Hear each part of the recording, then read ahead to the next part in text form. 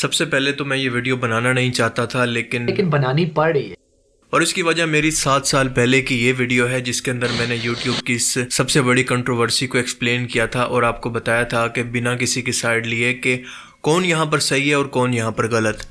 और मेरी ये तमाम ऑब्जर्वेशन इस बेस पर थी जो कि इस वक्त सामने मौजूद था, यानी डकी भाई के बकौल इसे और इसकी फैमिली को शाम इदरीस पर एक रोस्ट वीडियो बनाने पर और एक्सपोज करने पर थ्रेट किया जा रहा था। इसका फेसबुक पेज उड़ा दिया गया, यूट्यूब पर इसको स्ट्राइक दी गई और इसको धमकियां दी गई कि वो ये एक्सपोज वीडियो डिलीट कर दे।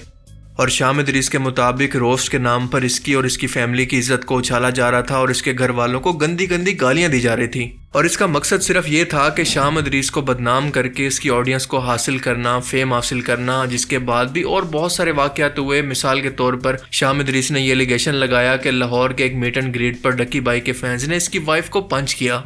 अब उस टाइम के अंदर ऑडियंस को डकी भाई की तमाम बातें सही इसलिए लगी और सिंपैथी की बुनियाद पर सब्सक्राइबर इसलिए मिले कि शाम इदरीस की ज़्यादातर ऑडियंस जो कि बच्चे और टीनेजर थे, इन्हें वो सब कुछ ठीक लगा जो कि डकी भाई और सादुर रहमान की इस रोस्ट वीडियो के अंदर दिखाया गया। मिसाल के तौर पर शाम इदरीस के fake pranks, fake vlogs, show off, बीवी को दिखाकर और क्लिक बेट्स की मदद से व्यूअरशिप हासिल करना, वल्गैरिटी और नो सेंस ऑफ ह्यूमर। लेकिन आज 7 साल के बाद जब ये बच्चे थोड़ा सा यंग और मैच्योर हुए तो इनको अंदाज़ा हुआ कि जिन चीज़ों को सादुर रहमान ने क्रिटिसाइज करके, रोस्ट करके और ये फेम और ऑडियंस कमाई थी, उन हरकतों से कई गुना ज़्यादा वाहियात हरकतें तो ये आज खुद कर रहा है। इस बंदे का तो खुद सेंस ऑफ ह्यूमर बच्चों जितना है और खुद भी बीवी और फैमिली को दिखाकर व्यूअरशिप हासिल कर रहा है। फेक प्रैंक्स और शो ऑफ ये शाम इदरीस से कई गुना ज़्यादा कर रहा है। और अगर शाम इदरीस ने इसे सिर्फ साइबर क्राइम अरेस्ट की कॉल पर धमकी दी थी और ये बदमाशी या फिर थ्रेट करना था, तो ये बंदा खुद अपने कोर्स पर तनकीद करने वाले लोगों को ना सिर्फ किडनैप करके मारपीट करवा रहा है बल्कि इनको धमकियां भी देकर उन्हें चुप करवाने के लिए किसी भी हद तक जाने को तैयार है। जिसे कई यूट्यूबर्स ने मसलन बदला ब्रो, जिसका नाम अहमद है, अपनी कई वीडियोस के अंदर एक्सपोज किया, मगर किसी ने इसकी बातों पर यकीन नहीं किया, सिर्फ इसलिए कि इसकी ऑडियंस ज्यादा बड़ी नहीं थी या फिर इसके सब्सक्राइबर कम है। और इसके बाद हमने देखा कि अहमद को जबरदस्ती या फिर ब्लैकमेल करके सुलह सफाई से इसका मुंह भी बंद कर दिया गया। और अब हाल ही में एक लड़का जिसका नाम है तला और इसके चैनल का नाम है तला रिव्यूज, जब इस लड़के ने इनके कोर्स को बुरी तरह से एक्सपोज किया और इन्हीं पॉइंट्स के साथ कि ये लोगों को पागल बनाकर बस लूटना चाहते हैं और इनका मकसद सिर्फ इनसे प्रॉफिट कमाना है, लोगों को कुछ सिखाना या फायदा देना इनका मकसद नहीं है। और इस एक्सपोज वीडियो के बाद हमने देखा कि FIA के चंद एहलकारों ने इसके घर पर रेड की, इसके वालिद को उठाकर ले गए, इसके घर के अंदर तोड़ फोड़ की गई और इसको धमकियां भी दी जा रही हैं। और इसके अलावा इसका वीडियो एडिटर रह चुका लड़का जिसका नाम मुनीब है, इसने भी इसको एक्सपोज किया कि ये रियल लाइफ के अंदर कितना बुरा इंसान है। अब आप ये देखें कि अगर मुबैना तौर पर ये सब कुछ ठीक है तो शाम इदरीस से तो कई गुना ज़्यादा ये संगीन बदमाशी है। आपको याद होगा कि कुछ दिन पहले एक वीडियो के अंदर मैंने आपको एक्सप्लेन किया था कि हमारे यहाँ छोटी से छोटी सर्विंग पोस्ट की ट्रेनिंग होती है कि डॉक्टर, इंजीनियर, फौजी, डिज़ाइनर वगैरह सब सालों लगाकर काम को सीखते हैं और इस ट्रेनिंग के दौरान इनको ये सिखाया जाता है कि उनकी रिस्पॉन्सिबिलिटीज़ क्या हैं, उन्होंने काम कैसे करना है और इनकी रिस्पॉन्सिबिलिटीज़ के क्या असरात हो सकते हैं। तब जाकर ये लोग अपने काम के अंदर एक्सपर्ट बनते हैं। लेकिन एक सोशल मीडिया सेलिब्रिटी, इन्फ्लुएंसर्स की कोई ट्रेनिंग नहीं होती। जब किसी को रातों रात फेम मिल जाए तो इसे पता ही नहीं होता कि एथिक्स, मोरल वैल्यूज़ और इनकी जिम्मेदारी क्या है और इनका हर एक एक्शन कितने लोगों को वही काम करने के लिए मोटिवेट करता है। और इसके बाद होता यह है कि एज एक्सपेक्टेड ये तमाम एथिक्स को भूलकर वल्गैरिटी फैलाने लगते हैं, जुए को प्रमोट करने लगते हैं और पैसे को अपना खुदा बना लेते हैं। सिस्ट्रोलॉजी, मास सफदर, रजब भट्ट, जुल्करनैन, ये सब लोग इसी पैसे की खातिर तो ये सब कुछ कर रहे हैं। हालांकि अंदर से इनको भी आपसे बेहतर तौर पर पता है कि जो ये काम कर रहे हैं वो गलत है। अब देखें ये तमाम सिचुएशन है क्या, मैं आपको शॉर्ट के अंदर एक्सप्लेन करने की कोशिश करता हूँ। ये है कार्मा, जो आपने किसी के साथ किया है वही आपके सामने आ रहा है। अगर उस वक्त शाम इदरीस के पास ऑडियंस थी, फेम था और इसके नशे के अंदर वो मगरूर होकर ये तमाम स्टूपिड और बचगाना हरकतें करता रहा जिसका फ़ायदा उठाकर विक्टिम कार्ड खेलकर डकी भाई ने अपनी ऑडियंस हासिल की, तो सेम आज वही काम डकी भाई या फिर सादुर रहमान के साथ भी हो रहा है। दरअसल डकी भाई ने एक ट्रेंड सेट किया कि किसी को बदनाम करके शॉर्टकट तरीके से या फिर चीप पब्लिसिटी से फेम कैसे हासिल किया जाए। और आज इसी फार्मूला के मुताबिक डकी भाई की बारी है कि कोई और शख्स इस विक्टिम कार्ड को इस्तेमाल करके इससे अपनी ऑडियंस छीन ले। आज जो लोग बिला वजह इस ड्रामे के अंदर शामिल होकर इस फेम पर खुश हो रहे हैं, याद रखें कि कल इनके साथ भी यही कुछ होने वाला है। साल, 2 साल, 5 साल, 10 साल भी लग जाएंगे, लेकिन आखिर इसका इंजाम होना यही है। क्योंकि ये ऑडियंस किसी की सगी नहीं होती। इन्हीं लोगों ने इस ड्रामे को सपोर्ट किया, इस ट्रेंड को सपोर्ट किया और इस ड्रामे को इतनी ज्यादा व्यूअरशिप दी। बिना इस तमाम ड्रामे के मकसद को समझे बगैर किसी को भी सपोर्ट करना शुरू कर दिया। सियाने कहते हैं कि किसी शख्स की तबीयत और इसकी ज़हनियत का अंदाज़ा लगाना हो तो इसके दोस्तों को देख लो। कुछ ही मंथ्स पहले एक यूट्यूबर रजा समो ने अपनी एक वीडियो के अंदर ये बताया था कि क्यों एक टाइम के अंदर साथ रहने वाले इसके दोस्त डकी से आहिस्ता आहिस्ता इसकी दूरियां बढ़ती गई हैं और आज वो टाइम है कि वो एक दूसरे के साथ बिल्कुल नजर ही नहीं आते।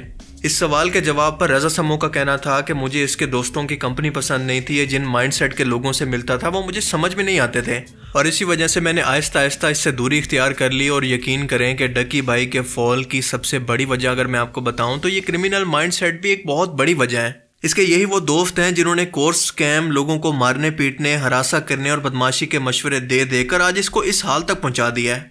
जब मैंने रजा समो की ये वीडियो देखी थी तो उसी दिन मैं समझ गया था कि इस बंदे का एंड अप ज्यादा दूर नहीं है क्योंकि ये दोस्त इसको मरवाएंगे। और दूसरी ये कि उसके दोस्त जो हैं वो मुझे समझ नहीं आते थे, बहुत ही अजीब किस्म के दोस्त बनाने लग गया वो। फिर उनसे इसको डरें भी लगी, धोखे भी मिले, तो मैं उनके साथ हैंगआउट्स नहीं करना चाहता था, तो इसलिए भी थोड़ी सी दूरी हम में आ गई। अब सूरत हाल ये है कि शाम इदरीस को डकी का डाउनफॉल देखकर बस मौका मिल गया है सिंपैथी हासिल करने का, क्योंकि अपनी ऑडियंस को वापस हासिल करने का इससे बेहतर मौका उसके लिए कोई नहीं हो सकता। आप अंदाजा करें कि एक टाइम के अंदर जिस बंदे की एक वीडियो पर लाखों या फिर मिलियन व्यूज आया करते थे, आज उसकी वीडियो पर 10,000 व्यूज भी मुश्किल से आ रहे थे। आप इन वीडियोस पर मत जाएं, इस तरह की ज्यादातर वीडियोस प्राइवेट हैं जिन पर सिर्फ कुछ हजार तक व्यूज आ रहे थे। आज अगर शाम इदरीस को फिर से वही फेम मिल गया तो शायद वक्त के साथ इसने खुद को कुछ बदल लिया हो या फिर मैच्योर कर लिया हो, लेकिन एट द एंड आप देखेंगे कि इन दोनों के पास अपनी फैमिली को दिखाने के अलावा कोई कंटेंट नहीं है, कोई क्रिएटिव सेंस ऑफ ह्यूमर नहीं है। और हमें तो इस फैमिली व्लॉगिंग के कल्चर से प्रॉब्लम है। ये गोरों का कल्चर है, हमारा कल्चर, हमारी वैल्यूज और दीन की तालीमात बिल्कुल इससे डिफरेंट हैं। इन्हीं फैमिली व्लॉगर्स की फेकनेस, मुनाफकत, शो ऑफ और वल्गैरिटी टैलेंटेड और डिजर्विंग लोगों को जो कि आगे बढ़ सकते थे इनको रोके हुए है। वो फेम और अप्रिसिएशन जो कि ये लोग डिजर्व करते थे इनको इनकी वजह से नहीं मिल पा रही। और दूसरी वजह फैमिली व्लॉगर्स की बढ़ती हुई व्यूअरशिप की ये है कि बच्चे और औरतें जिनको फैमिली व्लॉगिंग की पर्सनल लाइफ के अंदर घुसने का शौक होता है, दूसरों की लाइफ के अंदर चस्के लेने का शौक होता है कि देखें कि सामने वाले के घर के अंदर क्या चल रहा है और इनकी लाइफ को अपनी लाइफ से कंपेयर करें। और टीवी ड्रामास को छोड़कर आजकल ये डेली व्लॉगर से एंटरटेनमेंट हासिल करने के चक्कर के अंदर इनको सेलिब्रिटी बना बैठे हैं जो कि ये डिजर्व नहीं करते। यूट्यूब एल्गोरिदम को बस इस बात से मतलब है कि लोग ज़्यादा क्या सर्च कर रहे हैं, ज़्यादा क्या देख रहे हैं और इसीलिए वही कुछ वो बार बार आपको दिखाता रहता है। इसके अंदर इसकी कोई गलती नहीं है। आप लोग बस अपनी प्रायोरिटीज़ को बदल दें, रिसर्च बेस्ड कंटेंट को देखना शुरू करें तो ये लोग खुद ब खुद आपकी स्क्रीन से गायब हो जाएंगे। पर अफसोस कि हम देखते हैं कि होता इसका बिल्कुल उलट है। इन्फॉर्मेटिव और क्रिएटिव कंटेंट पर जहाँ पर लाखों व्यूज़ नहीं आते तो इन फैमिली व्लॉगर्स की वीडियोज़ पर मिलियंस व्यूज़ आते हैं जिन पर कोई मेहनत भी नहीं होती। तो आप खुद बताएं कि इस तरह के क्रिएटिव कंटेंट क्रिएटर्स जो कि इतनी मेहनत के बाद एक वीडियो बनाते हैं, मिसाल के तौर पर इरफान जुनेद, जो इस तरह की वीडियोस को बनाना बंद क्यों नहीं करेंगे?